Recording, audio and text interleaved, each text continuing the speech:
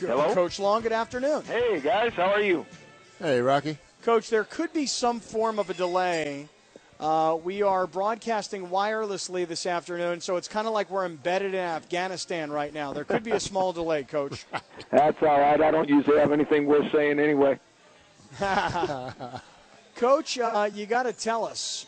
We've been talking about Adam Moema for the last couple of weeks. Is he right? Is he hurt? And he's been much more consistent probably over the last 2 weeks or so. 27 carries, 236 yards, and 3 touchdowns. What happened?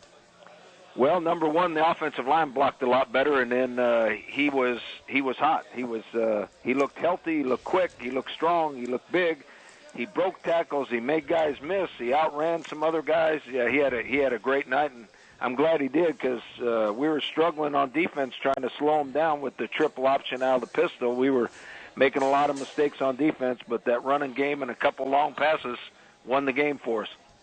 Rocky, how hard is it to take a defense working toward a game that you're going to be seeing that triple option and really get the scout team to give them an accurate look? Well, I think you're right. We don't ever get an accurate look from the scout team because they can't do it like you're going to see it on Saturday. Right. And I think 3 days to get ready for the triple option is almost impossible. You hope you do it good enough that you keep yourself in the game. Now, they had 2 weeks to prepare, and they came out with a new play that was nothing that we'd seen in practice, nothing we'd seen on film, and it kind of put us on our heels right from the start, and we struggled from then on out. But we made a couple critical plays on defense, but mostly the offense kept us in the game and outscored them. Rocky Long on Scott BR on the Mighty 1090. San Diego State victorious this past weekend, 35-30 over New Mexico. Coach, another kid that's really emerging. We had a chance to meet him last week. He's quite a kid. Ezel Ruffin, 7 catches, 165 yards, and 2 touchdowns. This guy's starting to really, I think, make a bigger name for himself than just here in San Diego. I think people are starting to pay attention. What do you think?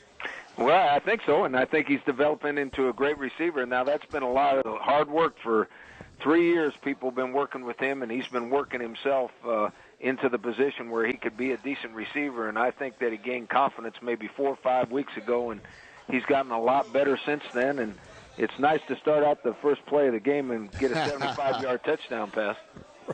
Now, Rocky, do you call that? Does Bob call that? No, Bob calls that. The only play I know he's going to call is the first play of the game. He always tells me what the first play of the game is, so I knew it was coming, so I was watching for it, and that poor cornerback didn't have a chance. Oh, man. That is great. Yeah, hilarious. So, Coach, can you take satisfaction from a win like this, or do you do what a lot of people do and you just right away go, well, they stink. We should have beat them up by a lot more.